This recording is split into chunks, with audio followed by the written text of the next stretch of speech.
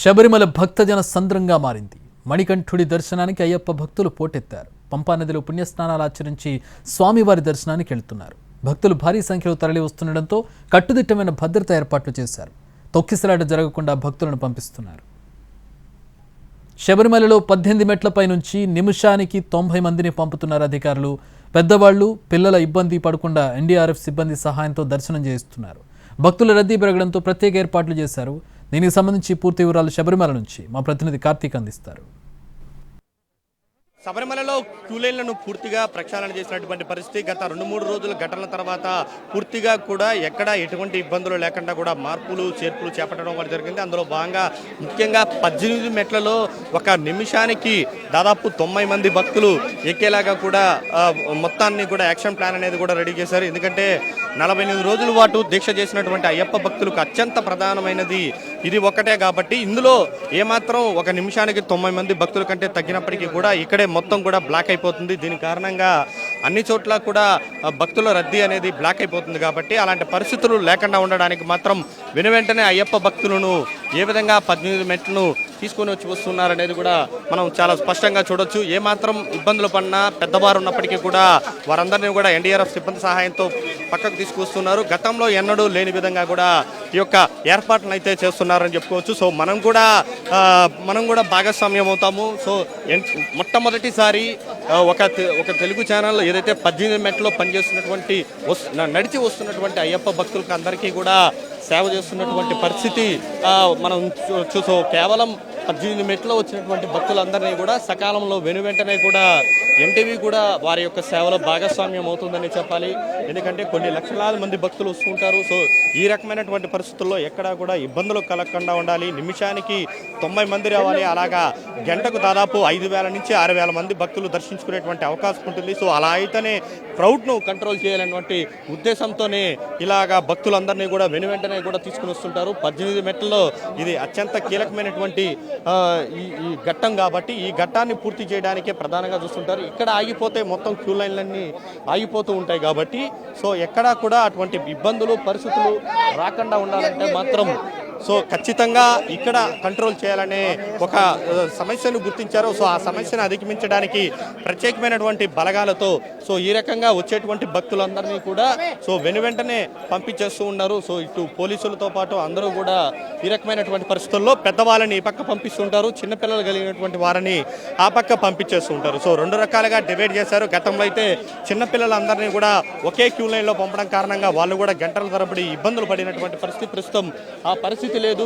వచ్చేటువంటి వారందరినీ కూడా నేరుగా కొండపైకి తీసుకుని వచ్చేస్తూ ఉంటారు కాబట్టి వెంటనే కూడా ఎక్కడా కూడా ఇబ్బంది లేకుండా మొత్తాన్ని ఫోకస్ మొత్తం కూడా ఈ యొక్క 18 మెట్ల మీదే పెట్టడం కారణంగా ఎక్కడా కూడా ఇబ్బందులు లేకుండా అయితే ప్రస్తుతం శబరిమలలో అయ్యప్ప భక్తులు మణికంఠుడిని మనసారా దర్శనం చేసుకుంటున్నారని చెప్పాలి. అందులో భాగంగా ఎన్టీవీ కూడా ఈ యొక్క 18 మెట్ల మీద నుంచి వచ్చేటువంటి భక్తులకు సేవ చేయడం కూడా జరిగింది. సో ఇది ఒక రకంగా ఏ ఛానల్కు దక్కనటువంటి ఒక అదృష్టంగా కూడా మనం భావించవచ్చు.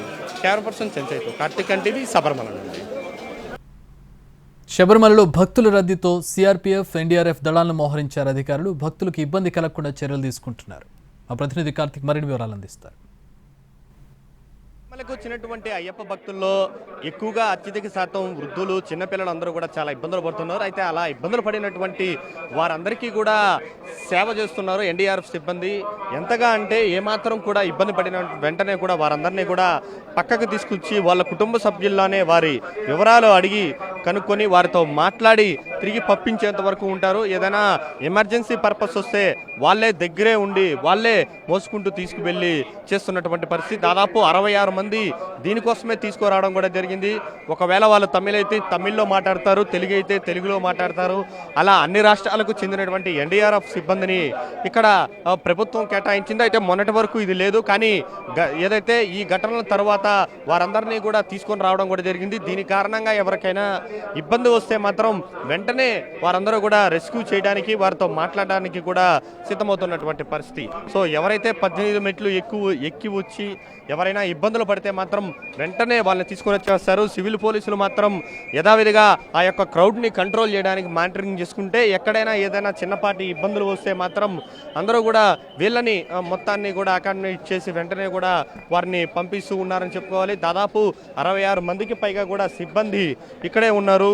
సో వారందరూ కూడా చాలా హ్యాపీగా ఫీల్ అవుతున్నారు. ఎందుకంటే వర్క్లో భాగంగా ఎట్లాగో పని చేయాల్సినటువంటి పరిస్థితి ఉంటుంది, కానీ ఇలాగా భక్తులకు సేవ చేయడం మాత్రం చాలా సంతోషాన్ని వ్యక్తం చేస్తున్నారు. సార్ చెప్పండి, అంటే దాదాపు 66 మంది ఉన్నారు, ఎక్కడ ఏ ఇబ్బంది వచ్చినా కూడా మీరే దగ్గరుండి తీసుకుని వెళ్తూ ఉన్నారు అంటే నేను చూస్తున్నాను కాబట్టి దగ్గరగా చాలా సాటిస్ఫాక్షన్ అండి. ఎందుకంటే చాలామంది వస్తారు, కార్డియాక్ ప్రాబ్లంతో వస్తారు. కార్డియాక్ ప్రాబ్లంతో వచ్చినప్పుడు మేము ఏంటంటే వాళ్ళకి కావాల్సిన ఫస్ట్ ఎయిడ్ ప్రొవైడ్ చేస్తాము. అవసరమైతే సిపిఆర్ కూడా ఇస్తాము. మేము సిపిఆర్ ఇచ్చి తర్వాత హయ్యర్ కేర్కి రిఫర్ చేస్తాము. అలాగా మేము ఆన్ డ్యూటీలో ఈ సర్వీస్ చేయడం చాలా హ్యాపీగా ఉందండి. సో హ్యాపీగానే ఫీల్ అవుతున్నారు. అయితే సార్, అంటే రకరకాల భాషల వాళ్ళు వస్తున్నారు, రకరకాల వాళ్ళని కూడా పెట్టినట్టుగా ఉన్నారు, అంటే తెలుగు, మలయాళం భక్తులకు తగ్గట్టుగా పెట్టారా? అలా కాదండి, యాక్చువల్లీ పారామిలిటరీ ఫోర్సెస్లో అన్ని లాంగ్వేజ్కి సంబంధించిన వాళ్ళు ఉంటారు. మా టీంలో యాక్చువల్గా ఏంటంటే తెలుగు, హిందీ, ఇంగ్లీష్, మలయాళం అన్ని లాంగ్వేజెస్ మాట్లాడే వాళ్ళు ఉన్నారు.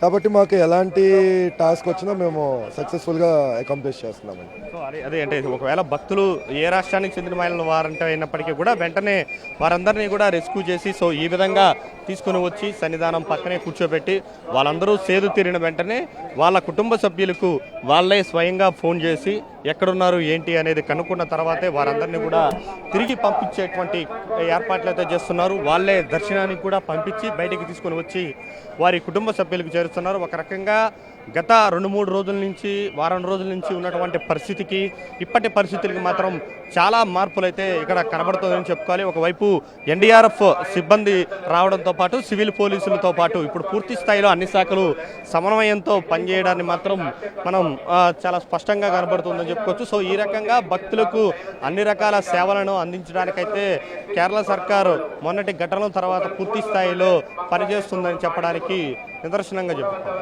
జ్ఞానపర్సన్ చంద్రశేఖర్, కార్తీక్ ఎన్టీవీ, శబరిమల నుండి. ట్రావెన్కోర్ దేవస్థానానికి ఏటేటా ఆదాయం పెరుగుతున్నా భక్తులకు సరైన వస్తువులు కల్పించడం లేదనే విమర్శలు వస్తున్నాయి. దీంతో 144 కోట్లతో మాస్టర్ ప్లాన్ రూపొందించింది ట్రావెన్కోర్ దేవస్థానం బోర్డు. తిరుమల తరహాలో క్యూ లైన్ల ఏర్పాటు, భక్తులకు ఇబ్బంది కలగకుండా చర్యలు చేపట్టింది. పూర్తి సమాచారం మా ప్రతినిధి కార్తీక్ అందిస్తారు. శబరిమల వార్షిక ఆదాయం ప్రతి ఏటా కూడా రెట్టింపు అవుతూనే ఉంది, కానీ అయ్యప్ప స్వాముల కష్టాలు మాత్రం అంతకంతకు పెరుగుతూనే ఉన్నాయని చెప్పాలి. ఒకవైపు ఆదాయం పెరుగుతున్నప్పటికీ కూడా ఆదాయానికి తగ్గట్టు వసతులు లేదు అన్న విమర్శలు మాత్రం పెద్ద ఎత్తున ట్రావెన్కోర్ దేవస్థానం మూటగొట్టుకుంటుంది. అయితే ప్రస్తుతం దానికి కొద్దిగా పోగొట్టుకోవాలనే ప్రయత్నంతో నూతనంగా కూడా మాస్టర్ ప్లాన్కి సంబంధించి కూడా చాలా ఆసక్తికరమైనటువంటి విషయాలు అనేది కూడా ట్రావెన్కోర్ బోర్డు అనేది కూడా అనౌన్స్ చేసిందని చెప్పాలి. దాదాపు 144 కోట్ల రూపాయలతో మొత్తం శబరిమలని అంతా కూడా మాస్టర్ ప్లాన్ ద్వారా ఇటు రోడ్లు కావచ్చు, రూములు కావచ్చు, ఇతర వసతి సదుపాయాలు అన్నింటినీ కూడా ఏర్పాటు చేయడానికి, నిర్మించడానికి కూడా ఒక ప్రత్యేక కమిటీని అనేది కూడా ట్రావెన్కోర్ బోర్డు ఏర్పాటు చేయడం కూడా జరిగింది. ఎందుకంటే 2018లో దాదాపు 260 కోట్ల ఆదాయం వచ్చింది. దాని తర్వాత ఈ 2022-23 కాలంలో అయితే ఏకంగా 360 కోట్ల రూపాయల ఆదాయం దాటినటువంటి పరిస్థితి.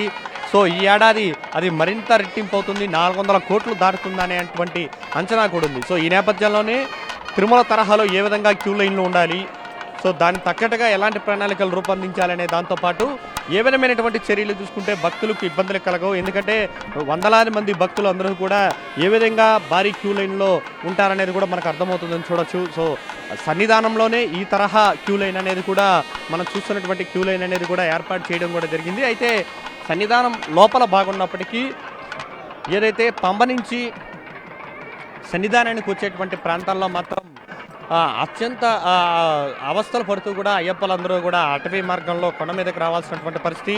ఒక వైపు బాగానే నిర్మించినప్పటికీ మాత్రం మరొక వైపు మాత్రం అలాగే నిర్మాణాలు ఉన్నటువంటి నేపథ్యంలో వాటన్నిటిని కూడా పునరుద్ధరించాలి, కొత్తగా రూపొందించాలి, మాస్టర్ ప్లాన్ రూపంలో కొత్త క్యూ లైన్లు అనేది ఏర్పాటు చేయాలి. సో ఇలాంటివన్నీ చాలా రకాలైనటువంటి నిర్మాణాలు చేపట్టాల్సినటువంటి పరిస్థితి ఉంది కాబట్టి దానికి తగ్గట్టుగా పూర్తి స్థాయిలో నిర్మాణాలు అయితే చేపట్టడానికైతే ట్రావెల్స్ బోర్డు అయితే సన్నిహితమైందని చెప్పాలి. దాదాపు 144 కోట్లతో దీనికి నిధులు కూడా కేటాయించడం కూడా జరిగింది.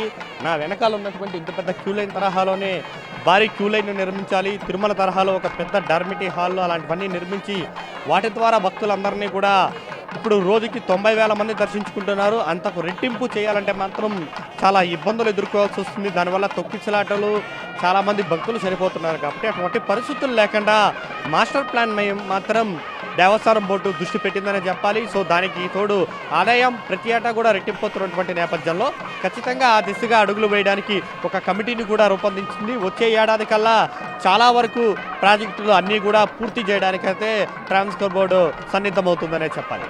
Camera person Chandrashekar, Karthik NTV, Sabarimala నుండి.